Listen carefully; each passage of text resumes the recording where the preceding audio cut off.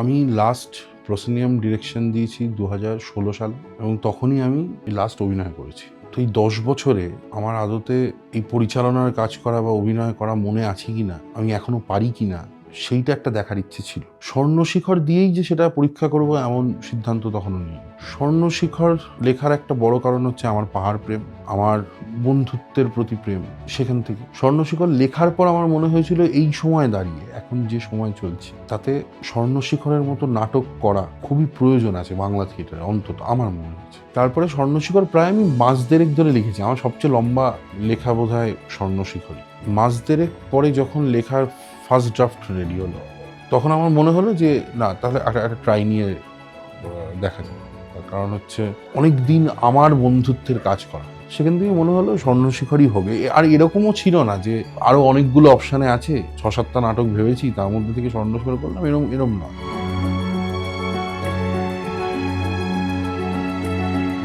আমি কলকাতায় করতে পারতাম ঠিকই, কিন্তু আমি তোকে বলছি যে ধর আমি কলকাতায় করলে আমাকে এই নাটকটা খুব কম করে হলেও সিটিং রিহার্সাল 10টা বা 6টা বা 8টা, কম্পোজিশন রিহার্সাল 10টা বা 12টা, টেকনিক্যাল রিহার্সাল 4টে বা 5টা।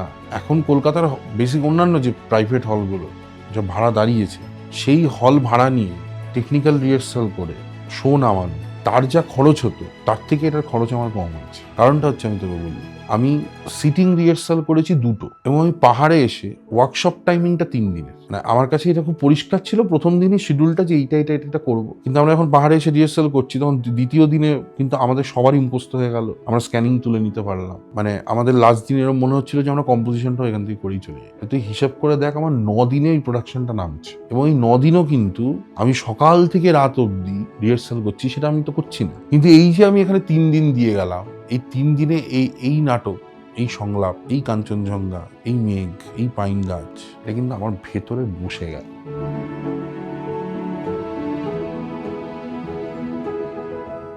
কতটা মিস করি আমি তো 90s আমার ভেতরে একদম ভরে ভরে আছে। মানে আমার না হন্ট করে খুব। এখনকার দিনের যে আমার বাড়ির ছেলেমেয়েরাও, তাদের কথাও বলছি, এদের আবেগ অনেক কমে গেছে। আমাদের 90s-এর ছেলেমেয়েরা কি কেউ কেরিয়ার তৈরি করেনি?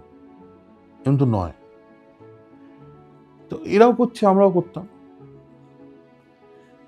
এআই এর যুগ শুধু কেন, আমি তোকে একটা উদাহরণ দিচ্ছি। আমার যখন ছোটবেলায় রুটি খাওয়ার ইচ্ছে হতো, তখন আমি আমার মাকে বা বড় মাকে, মানে আমার জেঠিমাকে বা আমার ঠাকুমাকে আমি বলতাম যে আমি রুটি খাবো। তারা আটা মাখতো,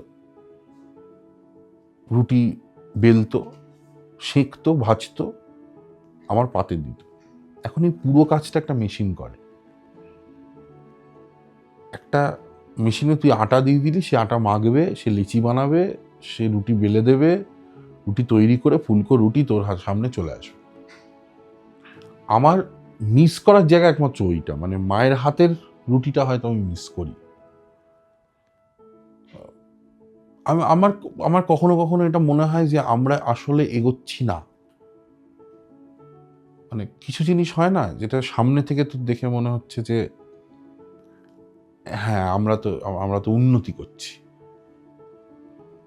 কিন্তু তুই যদি একটু পেছন দিকে তাকাস বা একটু ভবিষ্যতের দিকে তাকাস, তাহলে তুই বুঝতে পারবি যে তুই আসলে উন্নতি করছিস না। আমি বৃহত্তর বিষয়গুলোকে বাদই দিলাম। ধর একটা কম্পিউটার এলো, 4 জনের চাকরি চলে গেল, আমি এসব বাদ দিয়ে দিলাম। তোর সব হচ্ছে।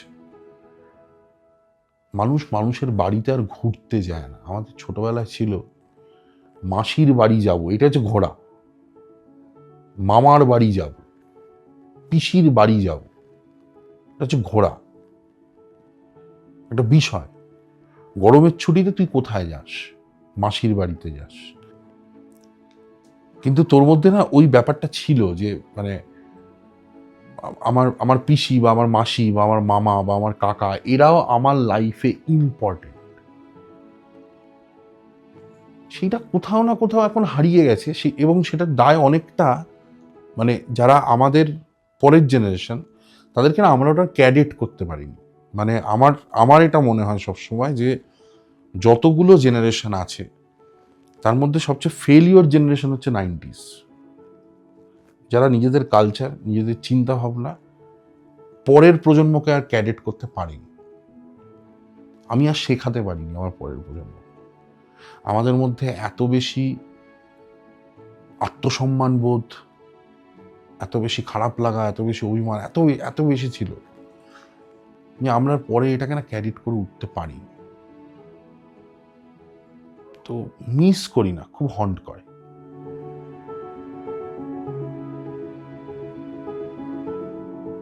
না মানে আমি যা সারাদিন দেখি তাই আমি লিখি এমন তো নয়। মানে যে ঘটনা বা যে সময়টা আমাকে আমার মননকে ছুঁয়ে যায়, আমার চিন্তাকে চ্যালেঞ্জ জানায়, তাকেই তো আমি লিখি। এবং স্বর্ণশিখর কোনো স্পেসিফিক ওরকম ঘটনা নয়, কিন্তু স্বর্ণশিখর অনেকগুলো ঘটনা যেটা মিলিয়ে একটা নাটক তৈরি হয়েছে। এটা যদি আমি বলি যে না এটা না একদম আমি আমার মাথা থেকে বের করেছি, একদম কল্পনা করে, আমি এইটুকু বলতে পারি যে আমি অন্য কারোর লেখা থেকে নিই।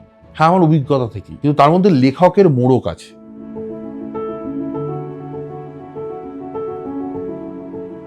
খুবই আমাকে একদিন রিহার্সালে পার্থদা বলেছে যে তুই এবারে ভুলে যা যে তুই পরিচালক, তুই এবারে অভিনয়ের দিকে মন দে। কিন্তু সেটা তো হয়ে ওঠে না। মানে সবাই যখন অভিনয় করে আমার তো তখন এটা ঠিক বললো কি না, ওটা ঠিক বললো কি না, এটা হয়। আর আমি যেহেতু ব্যক্তিগত জীবনে আমি একজন মানে সিনেমার সম্পাদক, তো আমি খুব নির্মমভাবে ছেঁটে ফেলতে পারি। এটা আমার একটা মানে আমার লেখার ক্ষেত্রে আমার মনে হয় না যে এই একটা লাইন আমি কত কষ্ট করে কত রাত জেগে লিখেছি, এটাও ভুলে যাবে, এটা আমার মনে হয় না এরকম।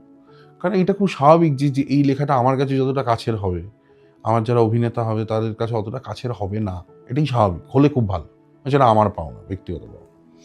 তো এটা খুবই কঠিন যে এটা মানিয়ে নেওয়া যে আমি যেটা লিখেছি সেই সংলাপটা বলছে না, বা আমি যে ধরনের লেখা পছন্দ করি সেই কথাগুলোও হয়তো বলছে না। চ্যালেঞ্জিং খুবই, কিন্তু উপায় তো নেই, করতে হবে। তবে আমি বললাম না, আমার এই যে সুবিধার কথাটা বললাম, যে রাখাল আমার দীর্ঘদিনের বন্ধু। স্বাগত আমার সঙ্গে 2 বছর 3 হয়ে গেল যে আমরা একসঙ্গে কাজ করছি। পার্থদাকেও আমি বহুদিন ধরে চিনি, আমার লেখা নাটকেও পার্থদা অভিনয় করেছে, তাও হয়েছে। প্রলয়ের ক্ষেত্রে ওই রকমই 3-4 বছর তো বেশি হবে হয়তো প্রলয়ের সময় পরিচয় আছে। এবং আমি না জানি এই যাদেরকে নিয়ে কাজ করছি, আমি এটা জানি যে কে কি পারবে, কার ক্ষমতা কতটা। মানে আমি কাউকে একটা প্রেশার করে এরকম বলে দিলাম যে তোকে না এটা করতেই হবে, তোকে 3 তলা থেকে ঝাঁপ দিতেই হবে, সেইটা আমাকে করতে হয় না এদেরকে। মানে খুব স্বল্প আলোচনায়, অল্প কথাতে আমার এই কাজটা বেরিয়ে যায়। মানে আমি অন্যান্য ক্ষেত্রে আমার মানে ওয়ে অফ টকিং নিয়ে আমার ছেলেমেয়েরা বা যা আমার সঙ্গে কাজ করে তারা যে টিপ্পনি আমার পেছনে কাটে আর কি, সেইটা আমার ধারণা যে এই নাটকটার ক্ষেত্রে হয়তো হয়নি। তার কারণ এটা নয় যে আমি অভিনয় করছি, তার কারণ হচ্ছে আমি যাদেরকে নিয়ে এই অভিনয়টা করছি এবং আমাকে যে অ্যাসিস্টও করছে অর্ঘ, এরা প্রত্যেকে নিজের কাজটা জানে। মানে এরা এই পজিশনে আমার কি দায়িত্ব, আমার কি কর্তব্য, আমায় কি করতে হবে।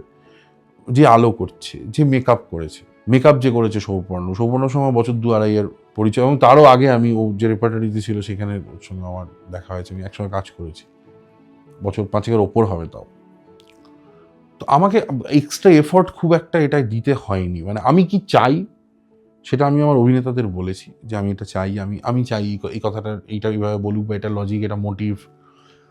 এর বাইরে আমাকে খুব একটা মানে চেপে ধরে একটা হচ্ছে না, কারণ এইটা আমাকে এই প্রোডাকশনটার ক্ষেত্রে করতে হয়।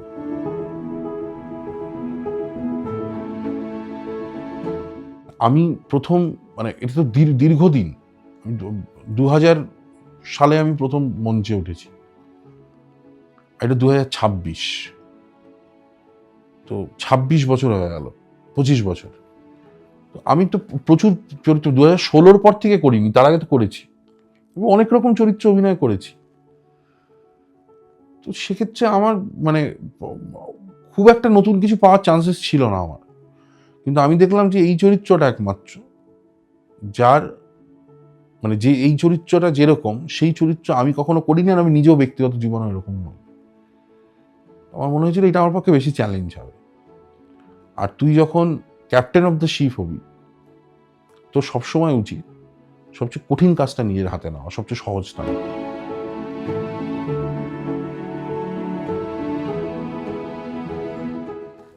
আমার বাবা আমার জীবনে এতটা বড় একটা জায়গা নিয়ে, যে বাবাকে আমার ট্রিবিউট দেওয়ার ক্ষমতা নেই, কোনোদিনই দিয়ে উঠতে পারবো না।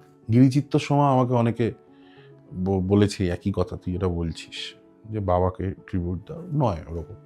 এই লসটা না আমি কেঁদে চিৎকার করে, কাউকে আঁকড়ে ধরে, আমি লিখে, আমি আমি লস মেটাতে পারবো না। আর আমি কোনোদিনই আমার বাবার যে মানে ওর যে উচ্চতা, ওইটা আমি মানে পৌঁছে উঠতে পারবো না। সুতরাং ওকে ট্রিবিউট বলবো না, তবে হ্যাঁ বাবার একটা বড় ভূমিকা আমার জীবনে মানে বরাবরের জন্য আছে। সেটা বাবা চলে যাওয়ার পর আমি টের পেয়েছি এরকম হয়নি, কারণ হচ্ছে আমি বাবা থাকতেই এটা টের পেয়েছি যে বাবা না থাকলে আমার খুব বড় ক্ষতি হবে।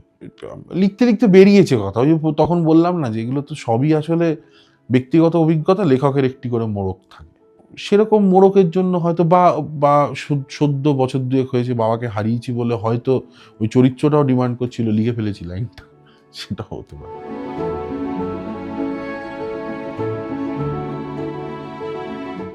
ভয় লাগছে বেশি 10 বছর পরে এসে। আসলে 10 বছরে তো অনেক কিছু বদলেছে, সময় বদলেছে, রাজনৈতিক সমীকরণ বদলেছে, আমি বদলে গেছি অনেক, চেহারা বদলে গেছে। তো একটা ভয় বা টেনশন কাজ করেছে। আসলে কি হয় না, আনন্দ তখন হয়, ভালো তখন লাগে যখন এক্সিকিউট করা হয়। শুনতে তো অনেক কিছুই ভালো লাগে, আমি এখান থেকে একটা আলো ফেলবো, ওখান থেকে একটা গোবর ফেলবো, এখান থেকে একটা ক্যারেক্টার হেঁটে যাবে, একটু হালকা ধোঁয়া থাকবে, ব্যাকগ্রাউন্ডে একটা মিউজিক চলবে, একটা দুর্ধর্ষ একটা পরিবেশ তৈরি হবে। এটা তো ভালো, তো সবার লাগে শুনতে। আনন্দ তখন হয় যখন ওটা এক্সিকিউট হয়, দেখতে পাই চোখের সামনে। অন্তত আমার ক্ষেত্রে তাই হয়। বাকি এখন 19 তারিখ শো হলে তখন বোঝা যাবে আমি কি পারলাম কি পারলাম।